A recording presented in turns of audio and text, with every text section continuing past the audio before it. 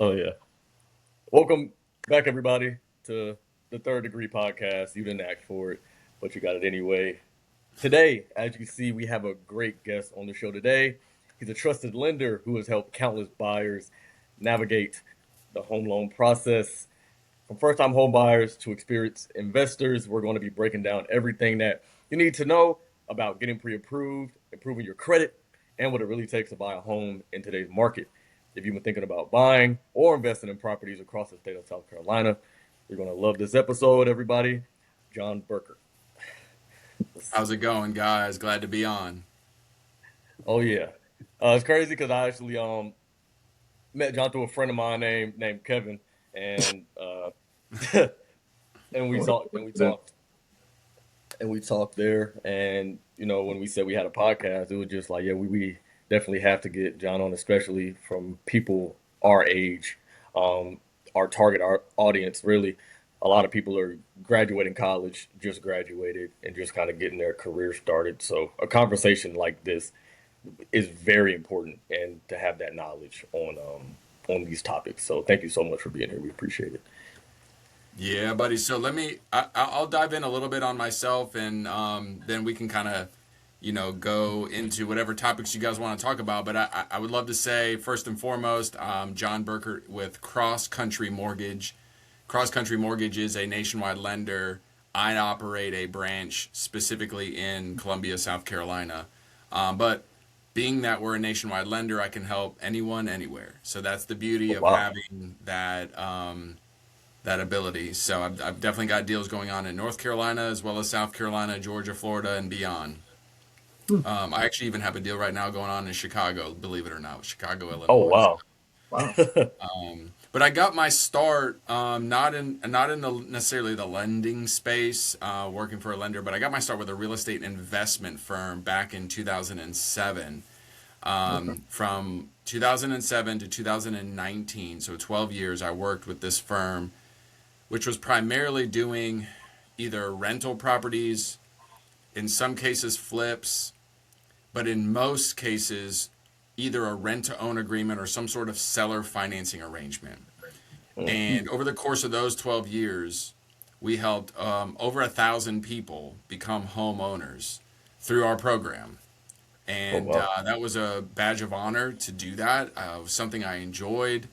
It was fulfilling in that space, and unfortunately, that company got sold. The portfolio got sold, and I was out of a job in 2019 and 2020. Oh, So I decided to go get my license to be a loan officer.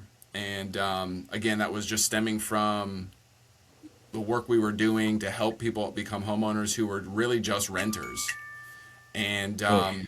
by doing that, going and getting licensed, and I jumped into lending, I actually was able to hit the ground running because I knew the owners of the company very well.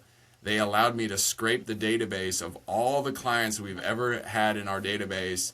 I had over 15,000 names, numbers, and emails, and I just Oh wow. started wow. blasting these people. Um, and that's how I got my career started back in 2020. Now, fast forward, 5, 6 years later, I'm leading a branch, and I'm doing, on average, about 100 loans a year, about 20 to 25 million dollars in overall loan volume a year. So, and looking Ooh, looking to ramp that up, looking to ramp that up. Yeah. So, wow. Oh wow. That's That's so that's with that's. my fault, Kev. Go ahead. I'm saying that's impressive. That's what 6 years in that industry. So yeah. And that's a I'll lot tell of. you this. So, as I mentioned, we would rent to own, and the goal was always to for that buyer to own, the renter to own, to accomplish their purchase. They would do this Hmm. with a loan, right? There's really the only way to buy the home is with a loan. Right. Right. So we would send people who were great payers. Maybe they were 2 years, 3 years into their lease, never missed a payment. We would say, "Hey, are you ready to buy? Like, let's go. Time to buy the home." And many people would be like, "Absolutely, let's do it." So then we would refresh their credit. We would take a look at all their, you know, uh, situation, calculate debt ratios, make sure they had some money in the bank, and we would hand that file off to a lender. We would say, hey, this is a client who's paid us faithfully for 3 years, never missed a payment. They've got $5,000 in the bank. We'll cover the closing costs. Their debt ratio is this. Their credit is that. It looks good. And we would sit back, and oftentimes we would wait. We would be the ones following up. We would be the ones pushing urgency. And these loan officers, we just never heard from them unless we were reaching out, unless we were probing and actively engaged. And even then, sometimes they would just ignore us. So I knew going into this business, once that company was sold and I was kind of having to navigate, my new career field, and I decided to do lending, I was like, I never want to be that guy. I never want to Right. be a loan officer who doesn't respond, who doesn't report back, who doesn't give updates, who doesn't follow through. And I knew from experience of dealing with that if I could just follow through, if I could just return calls, if I could just, be Right. active and follow, that I would I would crush it, because obviously people aren't, for some reason, loan officers, I guess they're busy. I don't know. Yeah. No, You're yeah, it's a insane. level above Yeah. everybody else, like off of some simple stuff like returning calls. So that's Returning calls. I know, it's crazy. I mean, even with These like real estate. Oh, I'm sorry, John. Go ahead. But in their defense, these weren't big price points. I think our Mhm. average Yeah. loan amount on a payoff was like 50 or 60,000, so it wasn't a sexy price point. But here's the Yeah. thing, you know, anyone who's buying a home, right, deserves a full amount of attention, and so I bring the same effort and energy to every client I talk to. And that's whether they have 800 credit or maybe 500 credit, because I know they took their time, 10 or 15 minutes, to apply online. I know they're probably nervous about the result. I know that took some effort and maybe stepping outside of their comfort zone to initiate Right. that process. And so I don't want to just ignore someone because they're 500 plus. There are loans out there for people down to 500. So why would I overlook somebody without digging in? I have a lady right now, for example, who sold her home in Illinois. Mhm. She moved down here. She's living with her sister in South Carolina. She's looking around. She's got 75 grand in the bank. Her credit is not good. I won't say what it is. It's low. But because she's putting so much down, we're able to do the deal. So They- Right. there's always solutions to a problem. And when you assume and when you take for granted, that's that side you're getting with those other lenders. So I've never wanted to be that way. I've always just thought to myself, if you're not a buyer now, you're a buyer in the future. And if you're a buyer in the future, I want you to remember me and come back to me Hmm. when the time is right. So that's how That's I approach every deal. about like if somebody's there's a whole spectrum of people. So it's like the example you just gave, like the credit's not there. Normally, people are like, credit is everything. So if you either got it or you don't, and I feel like that stops people in their tracks right there. So you're kind of like that liaison Yeah. to dispel those myths, if you will, right? Yes. Yeah. Honestly, credit is not the hardest thing. It's not the only thing, and certainly not the toughest thing to solve. We can Right. solve credit problems. If somebody's dedicated to listening to advice and taking steps immediately over the course of time, if things aren't great, they can recover. The biggest hurdle, honestly, when I deal with people is cash to close. To buy a home these days takes money. Right. And savings it's tough out there. Not very many people are saving the amount of money they need to be saving. And that's the bigger issue, because I can clean your credit up, but I can't help you save. I can't help you budget. I mean, we could start diving into that and like, hey, stop using DoorDash and, don't go to Meal prep Thursday a night little bit happy more. hour. But I mean, you can't, that takes discipline and self-discipline, Yeah. but Right. yeah. I That's mean, well, hilarious.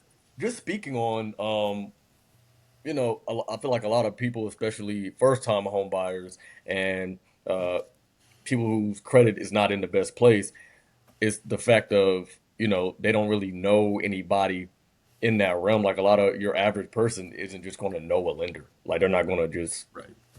like they're not just going to know a lender. And like for real estate, it's like, yes, like I have to have good relationships with lenders. So if I have someone that wants to get pre-approved, I can give you a call. Uh, hey, what I have this person. I'm gonna send you the information, and then Yeah. we can go ahead and get that started. But for someone, let's just say someone is a first-time home buyer or they don't have good credit. Um, how do you what how can someone improve their credit or become financially ready to buy a house, to buy Yeah, a for home? sure. Well, I mean, it starts again with examining like how much money's coming in and then being disciplined with that money to make sure you're not going late on payments and never and trying to tuck away a little bit every month. So but it so first time home buyer programs. There are a lot of them out there, and if you've done a really good job with your credit, you could actually get away with paying very little at closing. I'll give you an example. So I've got a program right now that is it's a community opportunity program. What that means essentially is we zero in on certain areas that are underserved markets. Um, these might be majority minority. These might be low to moderate income. These are areas that need investment. There's lenders out there that are audited by the federal government, and if they're only making a certain type of loan to a certain type of person, they're in trouble, right? So they got to go out and get Okay. diverse. They got to get diverse. So there's Right. programs out there. So this particular community program requires you to either have a 680 without a rental history or a 660 with a rental history, which I believe is very reasonable to That is accomplish. reasonable. That's yeah. Hmm. In addition to that, they want you to have no more than a 45% debt to income ratio. So we would have to calculate that. In addition to that, they want you to have 1 month's, oh no, two, I'm sorry, 2 months reserves. That means that after closing, you've still got money sitting in a bank account somewhere equal to 2 monthly payments. So if we check the box on credit, if we check the box on debt to income ratio, and we check the box on reserves, then this particular program has no down payment requirement, and we can cover cash to close in two ways. The preferred way would be to have the seller pay them. That's always Right. preferable. Hmm. But not every seller is willing to pay. So there is a second loan that we can do for $10,000 to cover all the closing costs, which is forgivable or it's forgiven after 5 years. So if you buy the home and live in it for 5 years, uh, totally forgiven. But that $10,000 would more than cover the closing costs. So typically in those transactions, and I've done about 10 or 15 of them, the buyer gets a refund of their earnest money deposit at closing because we've covered everything, right? So if Hmm. you are listening to this podcast right now and you have a mid to upper 600 credit score and you're a first time home buyer, we need to talk. We need like that. Like that's the most amazing program out there right now. And that's the thing. Like a lot of people just genuinely just don't know. I was like, Um, that's news to me. yeah, I need. yeah. A lot of people just don't know when they're staying in. So, and what a lot of people don't understand is they, especially for people our age, is that they graduate college or they're out of the house now, they're working, and they just say, I'm gonna just go buy a house, not understanding that like it's not based on how much money you have unless you're paying cash, but Yeah. I mean it's really about what you do with your money over a course, like over a period of time. Like over, Yeah. you can't It is. just decide that that's what you're going to do. I would Yeah. say that's not even the mindset. A lot of people they just go. They don't even think of house. It's apartment, apartment, apartment. I feel like it's so popular right now. I Yeah. personally, Hmm. it's just not the smartest. The smarter of the two options, and that I think that our generation is like straight out of college. Oh, well, what apartment? Oh, this is these apartments in this area is like nobody's even house hunting. Like it's not even on radar at all. And I think like the tips that you just gave, like that's a lot. That's a huge portion of our generation, a huge portion. So I think that pipeline is just so underrated. Guys, listen. I mean, look. It wasn't that long ago. Maybe it was that I graduated college, but I graduated in '05 from South Carolina. So, but listen to this. When I graduated, so I got married to my wife in January of 2025. I bought my first house in April. No, no, no, I'm sorry, not 2025, 2005. My bad. So I graduated. Okay. I I was got like, married. okay. Yeah, let's reset. I got I was about to say married. congratulations. No, I got. Sorry, the 2025s are in the brain, but I got married January of '05. Mhm. I bought my house, my very first house, in April of '05. I hadn't even graduated college yet because I had Mhm. just entered that last semester, and I graduated that next month in May, and I began making my first mortgage payment in June.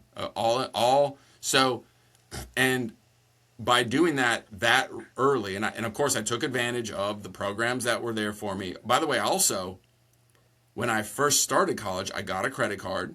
I Mhm. used it responsibly, and I graduated with like 700 credit. Like I didn't even have really much credit, but all the credit I had was good, and so I had Mhm. a score. So if you've done well, if you've been smart, if you've been coached, my daughter's in high school right now, and she's taking a class they now require in South Carolina to take the financial class. If you're Mhm. doing the things you need to do right now, and you're just now getting out of college, and you're just getting into your professional career, you can get a home for very little money. I mean, almost no money.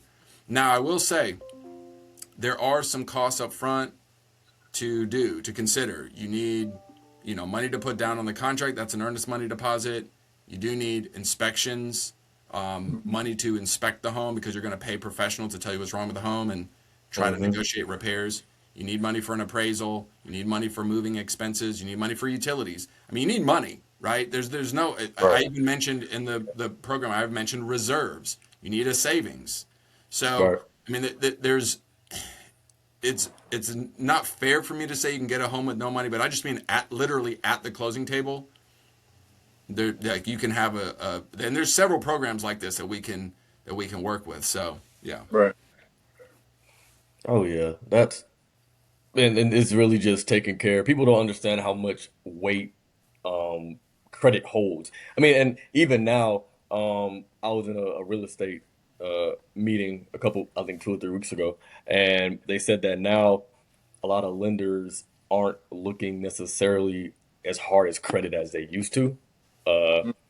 Historically, more of looking kind of like a, well, I mean, it's still the on the forefront of what's going on, but looking at more of like situational. What's your how's your payment history been over the past yeah, 3 years instead of like something hitting your credit really bad 4 years ago yeah, or something like that. So for let's just say my credit isn't where it is. Like I mean, let's say my credit isn't where it is. Where does a person begin when they want to repair their credit or start doing the easy things that you can start doing today to get that credit score up? yeah, exactly. So if you have past sins, let's solve those, right? Let's figure those out. Let's resolve them. Let's pay them off. If there are old collections, let's negotiate them. Let's get on payment plans. Maybe it's not so much that you have past sins. Maybe it's not even so much that you're currently late on anything or even had anything past due that was issued, from 4 years ago. Maybe you're just not using credit. Go open up a credit. Like, as a lender, we're trying to make a 30-year mortgage. That means we expect 360 monthly payments. We're looking for payment pattern. We're looking for history. And if you have none, even if you had some in the past, but then you kind of got away from it and you're doing everything cash, after a couple months, 6 months, a year of that, you're not going to have a score anymore. The bureaus just don't even know how to score you, so they're not going to score you. So clean up the history, payment plans, reduced payoffs, etc. Establish good credit. The best option to establish credit is a revolving credit card because it never goes away. It's not an installment agreement. An auto loan reports to the bureaus, but it's usually 5, 6, 7 years. Um, Mhm. a, a personal loan, you can get one for 12 months, but what's the point? After 12 months, it's gone. It's not reporting anymore. You get a small credit card with a $500 limit. You're putting gas on it, and then you just pay the gas off. You put gas, you just pay it. And I mean, there's people out there, I pull their credit, and they're 790 credit, and they've got a credit card that they've had for 10 years. I mean, that's history, Mm-hmm. right? That tells us what never Right. been late for 10 years on a credit card. You're probably paying your mortgage on time, right? So, Jordan, what you said something about, lenders are looking less and less at credit. And I will say this, that is true. They're trying. Lenders are trying to help people. In Mm-hmm. America, we want to promote home ownership, but there's no better substitute for a great loan program than to have good credit. And there's really no Right. reason you can't have it. So everyone can go get their own credit report. There's a ton of websites out there. The one I recommend is called myfico.com, myfico.com. And you can pull down all three bureaus. You can pull down all the different algorithms because there's multiple algorithms for lenders, for auto, for credit card, for consumer. And you can see what's going on. You can look at each account that you have and you can start cleaning things up and you can start adding new. And over time, 6, 12 months of good pay history with no derogatory, you're going to have a 650 to 700 credit score. Mm. That's And solid. that because that's also because I got my first credit card, so like I was a late bloomer when it came to credit. So I uh didn't have a credit card in college. I graduated. I had a car. I had my 2012 my Jetta that had 289,000 miles on it when I traded it in, Wow. and my battery blew up in the parking lot at my job, and the AC didn't work. Summertime was approaching, and I was like, I need a new car. Like Yeah. I need a new car. But me not having any kind of credit, me not having anything, my interest rate for that car Yeah. was like 15%. Yeah. And there was nothing I could do about it. Nothing at all, because I had no credit.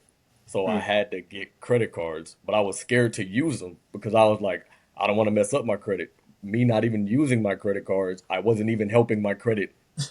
I wasn't even helping, I wasn't even building any credit. I Yourself in the thought me just foot. having a credit card Yeah. is going to help me get credit. So, uh, yeah, when I realized I had to actually use my credit cards the right way, and I just use it for gas and I use it for groceries. That's all I use my credit cards for. Gas and groceries, and I have a real estate credit card that if I have to make any real estate transactions with, I use that credit card. But after doing that, I actually got to see it, start rising and rising and rising, and I all I had to do was just use it responsibly. Like now, I never have to worry about paying for gas or worry about paying for groceries. I just put it on my credit card and just pay it off. Um, Right. Yeah. 100%. And the thing about it is, you know, everybody has everyday purchases. Gas and groceries is like the obvious ones, right? Those Yeah, are the things you're gonna be paying. Why are you paying that on your debit card? That doesn't report to the bureaus. Everyone can get a credit card that's tied in directly with the checking account. So when you go to the gas pump and you pay with your card, you know that balance is going to report to the bureaus. You just go home and the next day or the next week you pay it.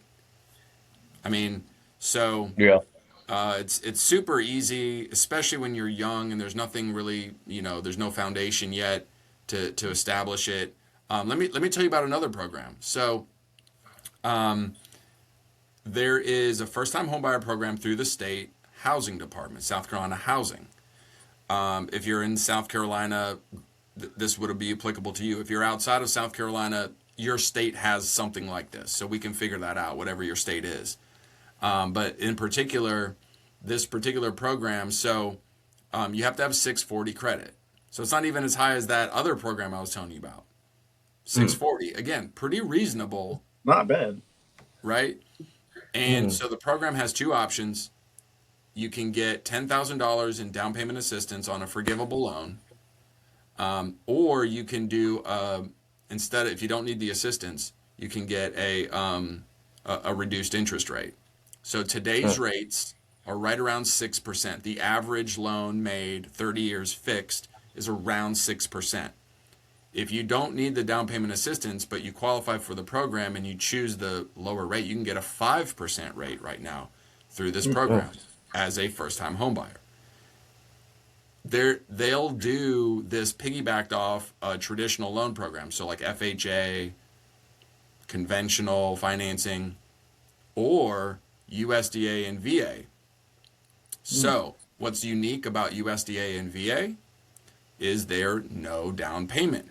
Those programs will go all the way up to the purchase price. So, if you're buying in a rural area, you could go USDA potentially if you qualify and get the 5% interest rate. And then if Jordan is your agent and he's negotiating seller credits on the seller to help cover buyer closing costs, once again, very little at closing, if anything at all. You're just doing the prepaid stuff like inspections and appraisal. So it's just another way that this can be structured. If you're just spending a little bit of time on credit, look what the doors open for you on the back end with a home purchase, and for very little upfront cost. oh wow. Yeah, that's See what actually you do when you have a 6. You get your credit up, people. Work on your credit. Right. Work on your credit, okay?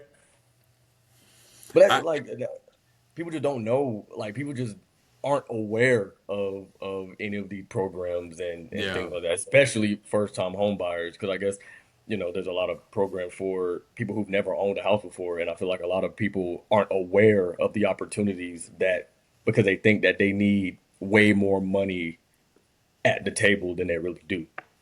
So right. these programs are amazing, especially for first time home buyers because you have a good credit and obviously you have your reserves like your money for the everything else, but it's really not what you're doing in an apartment and just paying rent.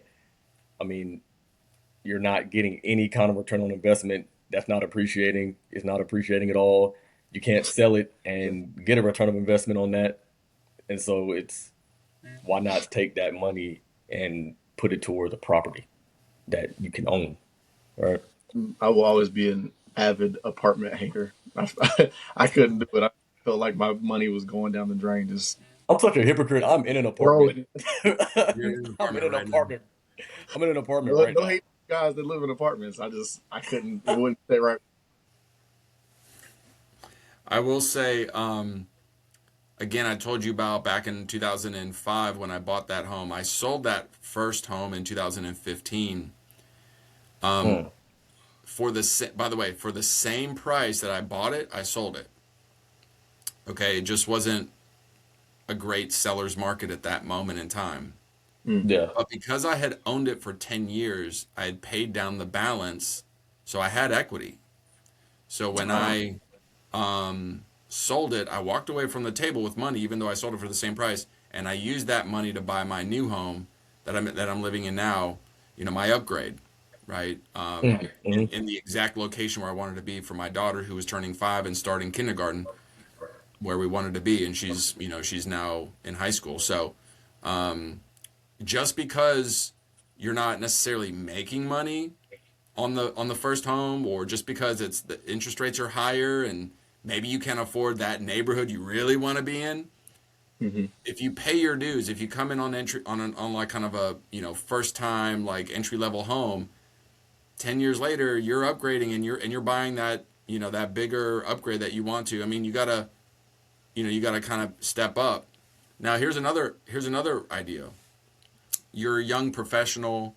You don't necessarily want to be tied down to a home, but there's all these great programs, and you can get into something for very little money, and instead of renting, which is 100% interest, you're buying a home and building some equity, and then maybe you find a significant other. Maybe you want to move to another city, and you're progressing in your career, and you've got a promotion. It's outside of town or whatever. Well, you could just rent that home that you bought. If your mortgage payment is 1,500, but you can rent it for 1,600 or 1,700 or 1,800, guess what? Now you're cash flowing. Now it's a revenue stream. And by the way, if you move to a new town, you can still qualify for some of the low down payment options. You're probably not wanting to do down payment assistance a second time, but that's an option too. There are some down payment assistance options for repeat homeowners. So if you're moving from Columbia and you're taking a job in Atlanta and you don't want to sell that Columbia home, just rent it, either break even or cash flow a little bit, and then buy the home in Atlanta. So that's, and then you do that 2 or 3 times and you've got 2 or 3 rental properties when you're in your 30s or 40s. So you've got your main job, your career job, and you've got residual income just coming in. I mean, this Yeah. is, it's all, I think it's starting to click for some people, and for others, who are in the apartments, they're missing out because, as a young professional, that's the time to kind of really take advantage and start doing some of these things. So, Ab- what I would say to people is this: talk to your, friends, talk to your family, but mainly get in the door with a lender. I myself do not charge a fee to consult. I do a soft pull of credit at the app stage, so there's no harm to credit, and we will have concrete next steps for you to do over a period of time that makes sense for your specific situation to have you prepared. And if you've done well and you're ready now and you're pre-approvable right away, then you'll have concrete numbers in your inbox with whatever program makes the most sense for you. And then you could be, you could be looking. You could just actively be looking. And that doesn't necessarily mean you're in like a super urgent home search. Some people need to buy a home now. Some people don't. They're comfortable and they can just look around. But by doing it with no cost up front and a soft pull, then you've got the numbers, then you've got the information. Information is power, and then you can strike and take advantage of the market that we're in right now, which, by the way, is a big time buyer's market right now. Big time. Big ab- time buyer's market right now. Big time. And not So, Like only, oh, go ahead, Kev. I'm seeing oh, I was, seller credits. I'm seeing seller credits on almost every contract. I'm seeing reductions in the sales price on almost every deal. I'm seeing appraised values come in above what they're buying the home for on every deal. So it's time to buy. Like the rates aren't super low, but if you can live with the payment, we can always refinance later. Get the deal you can get today, maybe some instant equity, right? Mm-hmm. And then you're set up for success in the future. excellent, excellent. I was gonna say, so y'all are saying it's a buyer's market. What are some of like the biggest myths about mortgages and interest rates right now? Oh yeah, yeah, yeah. So, you know, well, first of all, um, people are waiting for home prices to fall or they're waiting on the rates to fall. So the biggest myth is Mm-hmm. waiting, right? There are calculators out there that you can just quickly Google search the cost of waiting, renting versus buying, and just do the math on it. Like, do the historical math on it. Like, if you haven't bought a home yet and you've been in a position to buy one for 3 years, look at what homes were worth 3 years ago, look at what they're worth today, and then compare that against what you've rented for. And just look at the numbers. I mean, these Yeah. calculators are simple, they're easy. You just plug in your numbers. What am I renting for? Pure interest you just thrown away versus what I could have bought for 3 years ago and where I'd be sitting at in my equity position today, Mm, right? So that's a big myth. I mean, a myth about interest rates. So there's a lot of like internet lenders out there that are flashing like super low interest rates right now. Um, you know, don't get too like caught up in the hype. If somebody's promoting a 4% rate, that's not a real rate. I mean, you can get fours like a 4.9 or a 4.8 in a couple of different ways, but it's super rare. Number one, you have to have excellent credit. Number two, you have to go on a Yeah. short term, maybe a 15 year or less. right. Almost nobody goes on a 15 year. It's very expensive, month to month. And then on top of that, you have to have money down. You're not going to get a 4% interest rate by going no down payment. Like that's that. So Right. these are people putting 20%, 30%, 40% down. They have 800 credit and they're going on a 15-year term. That's unrealistic. That's like less than 1% of the market. Most people are doing 30-year terms. Right. The rates are in the sixes, and if they're Right. doing down payment assistance, it's probably even a little bit higher because that, so, yeah, I mean, but nonetheless, it's a great time to buy. So if anyone's sitting there, well, the market's not good, I'm going to wait. Myth. What are you waiting for? Myth. Yeah. That's Yeah. good.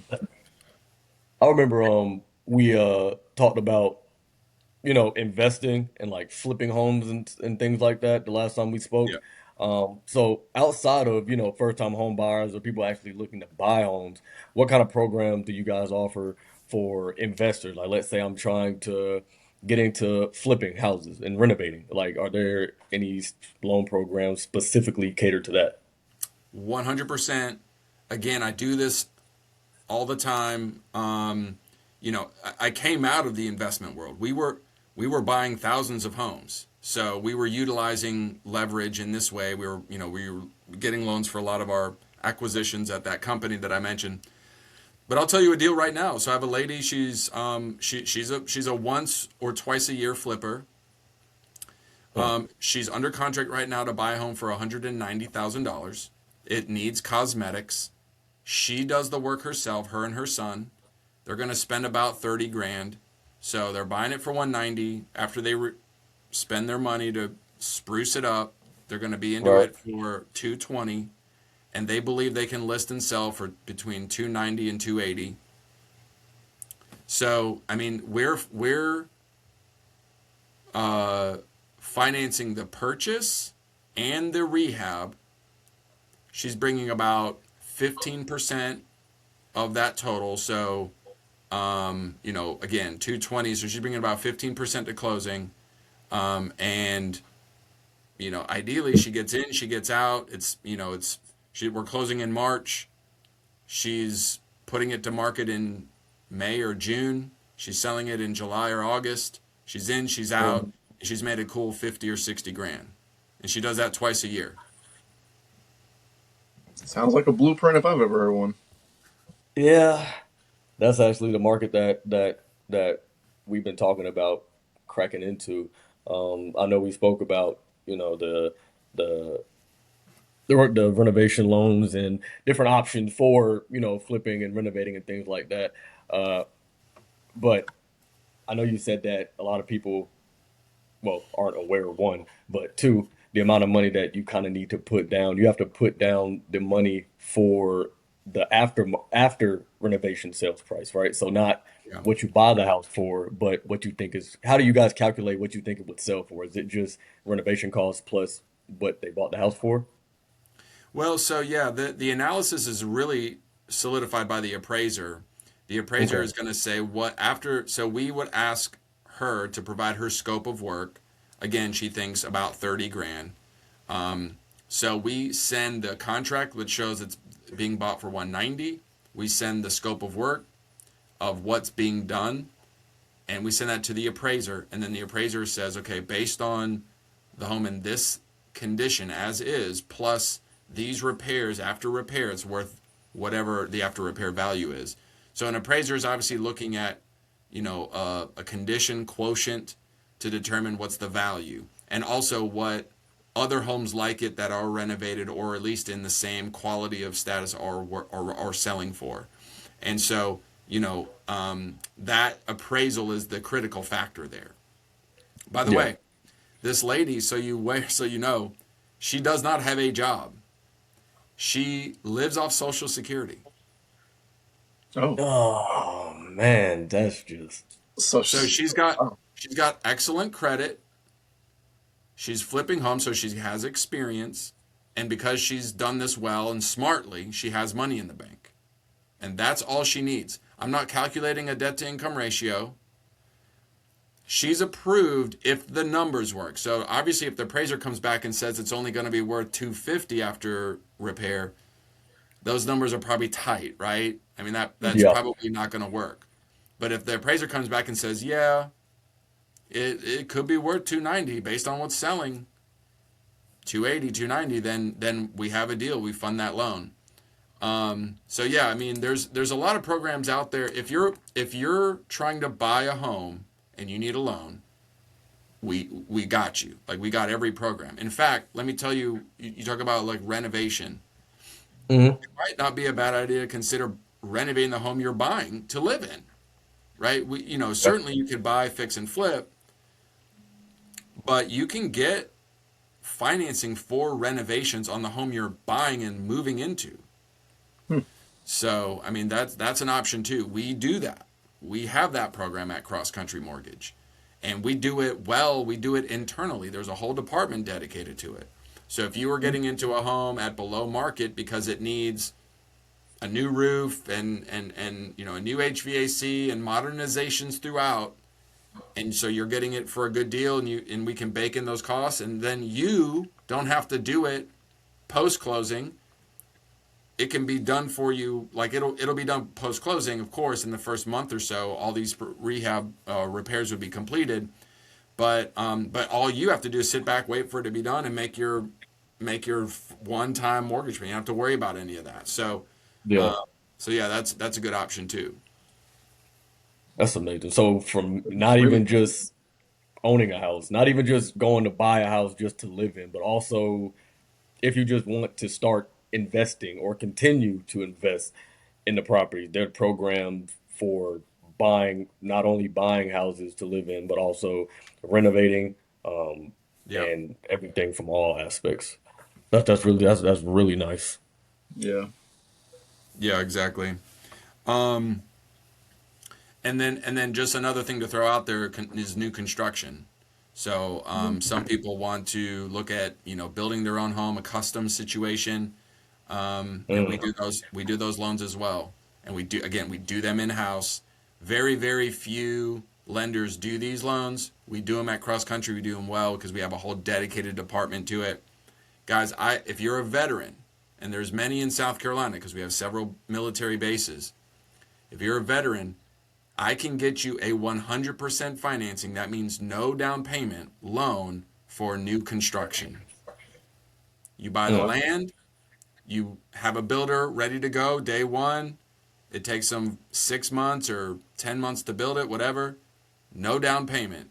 You're only covering your closing costs. And then, the home's built, you're moving in with your VA loan. I mean, that's unheard of. There's very, very, very few lenders doing it. We do it at Cross Country. So, just another thing to throw out there. And it doesn't have to be VA. We can do that with an FHA loan. We can also do that with a conventional loan. That's what But I was. there, but yeah, Yeah. So say I want to do that. Like I want to build my house, and so I just need to find the land, and that's where that would start at. yeah. So normally with construction, what we're going to ask you to do as you apply is we're going to ask you, have you examined floor plans and do you have a builder? Because Right. the builder is super critical, right? I mean, we are mm, trusting that when we close and we acquire this land, that the builder is going to be able to do what they do and build on time and complete the project in the scope of work. So that builder has to be reputable, and certainly that builder is going to be vetted. Are Mm. right. they building, routinely? How many are they doing a year? Are they paying their subs? Are they paying their Right. material suppliers? Those sorts of things. But if Yeah. they're Yeah. reputable and they're doing a good job, then yeah, we can help you. And here's the thing that people don't realize. They think, oh, I'm going to just buy land and I'll sit on the land for a little bit, then I'll build. Land loans are super tough because Right. land by itself is typically like it's basically almost like a commercial transaction. You're not going to live on vacant land, right? You're not going to live there until the home's built. So if you're Yeah. buying land, if you're just buying, a lot for $100,000 or whatever it costs, you're probably putting 20 or 30% down, right? So if you're buying, let's just say $100,000 lot, 30% down, that's 30 grand, Right. okay? Versus if you build immediately, you buy and build at the same time. It's one loan. At closing, the seller of the lot is paid, and he or she's out the picture. Escrow account is pre-funded for construction. The builder takes draws off it over the course of time. Maybe they're taking monthly draws or bi-monthly draws, whatever, and they build the home. It's going to take 6 months or whatever, and then at that point, the program. Let's say you're buying the lot for 100 and you're building for 300, so the total loan you're looking for is 400. Well, guess what? I can do 3.5% down FHA. Well, three and a Yeah. half percent of 400. What is that? Like 12 grand. Let me do the Yeah. math Should on be that. roughly should be what, I 13, think that's my Yeah, type of 14. $14,000, right? And then closing costs. Let's say the closing cost is another. It wouldn't be 10 grand, but let's just say it's 10 grand. That's twenty Yeah. four thousand dollars to buy and build a $400,000 home versus just buying the lot for 100,000. It costs you 30. right. So you see the difference. It's a huge difference. Yeah. That sounds like right up my alley. We need to talk off screen. Yeah, That's for sure. what I do genuinely is I want to buy land. Like I'm sure I'll purchase a house that's already built or whatever. But I want to buy land and have that land and build on it the way I want to do it. So that I Yeah, didn't know that. That's another you put me on game. yeah, yeah, yeah. So that, No, that you got that's that. just that's just to show you guys the wealth of options that there are out there and that we Yeah. have at Cross Country that many other lenders don't have. Mm. So So that's not so the programs that you guys have. Obviously, other people have programs as well, but how did y'all, I guess, separate yourselves from the competition in that way? yeah, I mean, look up Cross Country Mortgage. Just redo your research. Look Yeah. them up. We're the number one retail lender in America 3 years in a row. Now, let me be clear about that. Rocket Mortgage is bigger, as is there's one other one out there that's a little bigger. I'm forgetting. But Rocket, we're the number because I've one heard. retail lender. Retail Right. meaning like the individual who's going to live in the home, right? That's like the Hmm. primary residence. That's like a retail loan. Right. And so, a couple things about that. Yeah. Number one, you obviously have to have a wide array of programs to go 3 years in a row being number one for primary residence mortgages. Right. Because not everyone qualifies for traditional programs. Mm. So you'll see a lot of like I would call them, web-based lenders. Zillow Home Loans, they're trying to get in the game. Mm. Better.com. I think there's several of these. They're all like web-based. Um, they'll be very boxy, or a credit union, for example, a brick and Right. Yeah. mortar. They have great programs that it's very boxy. It's like if you don't fit in here, sorry, not working with you. Yeah. Many of these lenders don't go below 620 or 650. They don't do FHA. They don't do VA. They don't do down payment assistance. They just don't. They want the cream of the crop. They want the middle of the fairway, and they don't do the ancillary. So we at Cross Country have flipped that on its head, and we've said we'll do anything. Like we'll do it all. But in addition to all Hmm. that, we retain the loan after we make it. So many lenders out there, when they make the loan, they qualify the client, they get them through underwriting, they get them through a closing process, they fund the loan, they get everything recorded, they collect all the collateral, and then they hand it off to a servicing company and they sell it off, and they're out the picture. We don't do that at Cross Country. We retain all of the loans that we make. All right, Hmm. so that's a some banks do that too. Credit unions, to their credit, they will retain you. But if I'm making you a loan that a credit union won't make, and I'm retaining you as a client, then that I think is the reason why Cross Country is doing so well and maintaining that number one spot, because people like trust and believe that we can close the loans. So close the loan, retain it, and maintain the business over the long haul. So That's good to And know. that's and then I know, especially from with your experience in your career before you became a full-fledged um, lender, a lot of, especially the web-based home loans and things like that, you're not talking to anybody. You're yeah, if you have trouble with something or have a question, you have to either talk to a chat bot, sit on the phone for however long just to talk to a real person, yeah, and that can so.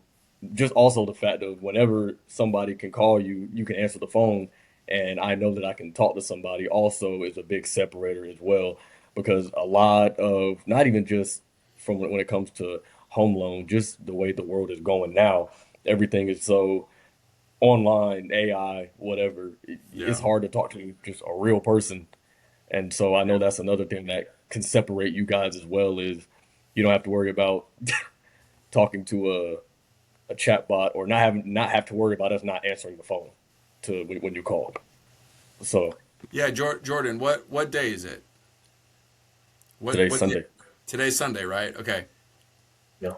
I had 3 of my pre-approvals today call me right around 12 or 1. Hey, I need this. Hey, I'm looking at this home. Hey, this, that, or the other. I got to make this decision.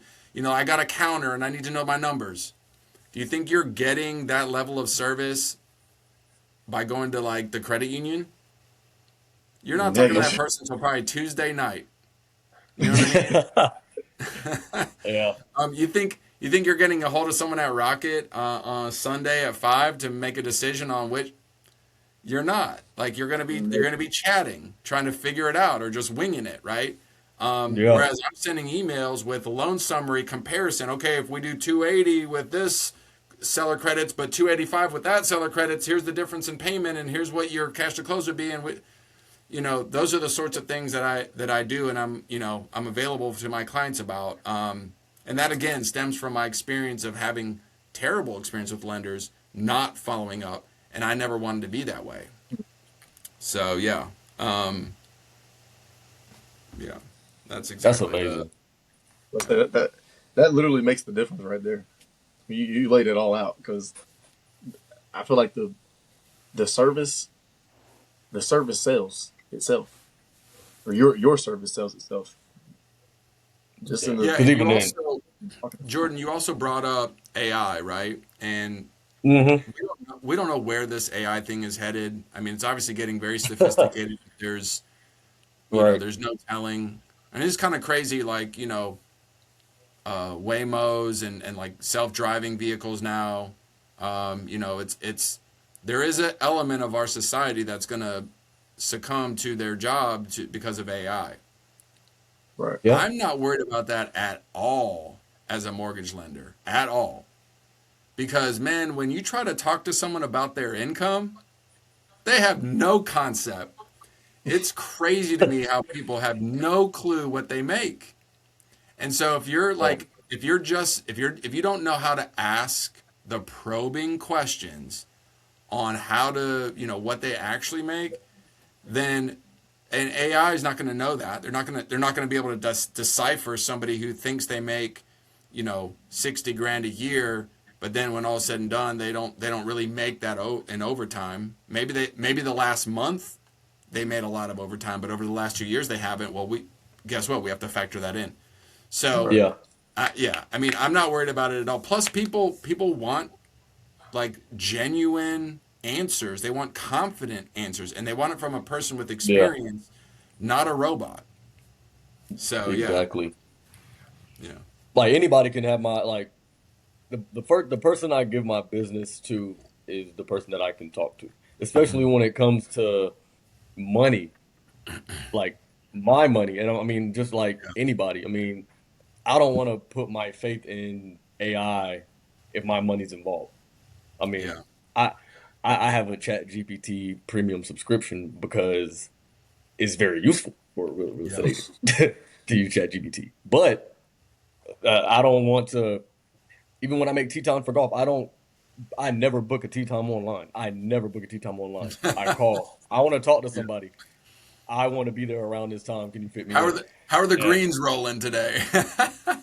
yeah, like Yeah, literally. like I Speaking want to of talk. So speaking of golf, Jordan, I need to come up there, man. I wanna hit a round of golf. I was just talking to somebody about the Walker course. I need to go up, and oh get yeah, get one in on the Walker course. So I'm we about need to to say set yeah. that You up well, this I don't spring. know how they'll feel about. I don't know how they'll feel about you being a Gamecock. But Yeah, uh, that's right. did you did you We won't say did you that. I know won't that? wear my Gamecock hat. Don't do that. Did you know that the Walker course is actually the number 2 collegiate golf course in the United States? This is what I was hearing. This is It's exactly the what I was number hearing. two. But and we get discounts because we're alumni, so we get discounts at Walker.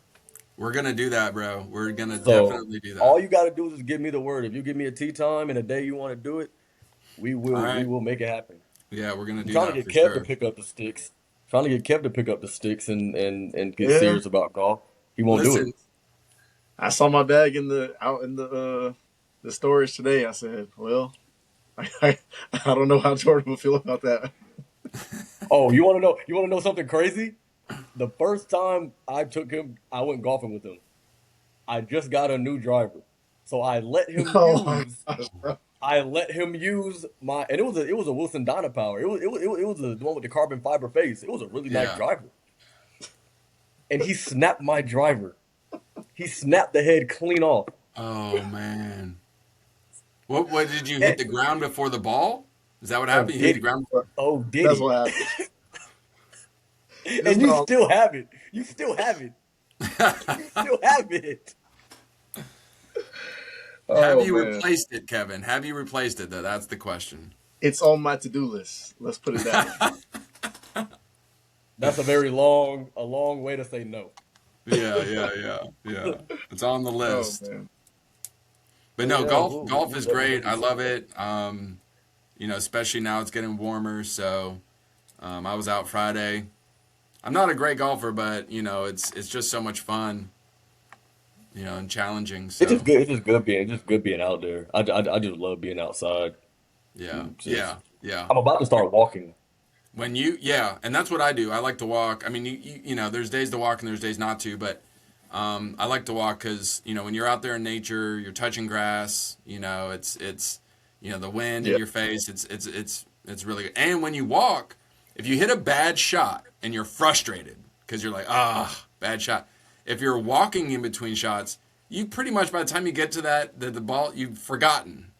Whereas if you're on the golf cart, it's like you're right there, and you're still frustrated. Yeah, yeah, that is true. And people don't understand how much cheaper it is to walk. Like Yeah, that too. that That 45, too. $50 you're paying on a Sunday round of golf, 25, 30 of that is going just for you to ride the golf, just to have a Yeah, cart. yeah, But yeah, yeah. yeah, I'm excited about the upcoming spring and the summer. It'll be fun. absolutely. Well, we'll do that. We'll do that. Hey guys, I wanna leave you with one other program. This is a jam up program. This is brand new. It's really just getting some traction in the state. I don't know how many other lenders are doing it, so I'll just go ahead and say it. So, the best thing about FHA as a loan program, which everyone has heard of FHA, Federal Housing Administration Loan, is they cast the widest net of all Mhm. loan programs. They'll go all the way down to 500 credit. They go all the way up to 55% debt to income ratio. They can even 56% debt ratio. So they have this wide net, but it is 3.5% down. So again, we talked about just maybe doing the numbers here. You're buying a home for 300,000. You're putting 3.5% down. That's like 10 grand. Plus you have closing Okay. costs, lender fee, attorney's fee, insurance, escrow, all that. It's probably another six, seven, maybe $8,000 depending. So, you're Mhm. needing $16,000 to $18,000 to close an FHA loan. Well, this program with no additional FHA overlays, there's no restrictions on debt ratio, there's no reserve requirement. It's just the bare bones FHA guidelines that gives you 5% in a down payment assistance that's fully forgiven after 90 days. Okay. Oh Now, wow. 5%. So if you need 16, 17, or $18,000, 5% on a $300,000 purchase is what? 15,000. Okay. So you need, let's say 18, Yeah. you're getting 15. You only need 3 at that point. And that 15,000 is Mhm. forgiven. Now here's the catch. You have to be willing to put a solar system on your roof. Okay? Um. So it's like a renovation loan. We're gonna not us, but we're gonna bake into the loan the cost for a solar system. So if you're at all into that, it's a great deal because you're gonna get the 15 to help you Right. cover cash to close, fully forgiven. Right. you're going to get a solar system which is fully paid for day one because it's all into the mortgage. So there's no separate solar payment.